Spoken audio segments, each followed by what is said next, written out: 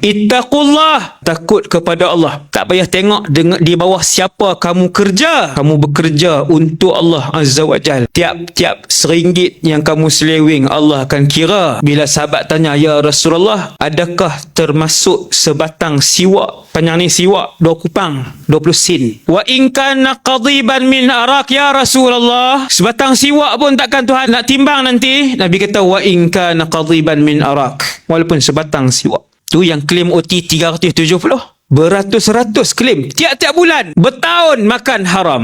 Kan orang sedap pun ustaz, berlambak duit, duk Putrajaya pula tu. Ustaz duk Kedah duit tak ada sangat. Kami duduk sini, kami melihat kemewahan ustaz. Kami melihat kemewahan. Kemewahan siapa? Semua akan ditimbang. Semua akan disoal. Tak padan hak sebulan 2,000 haram yang kita dah makan tu untuk disoal di mahsyar. Satu orang miskin yang soleh masuk syurga, dia tunggu kawan dia kaya yang soleh untuk masuk syurga. Dua-dua orang baik, dua-dua makan yang halal, dua-dua rajin baca Quran, dua-dua rajin sedekah.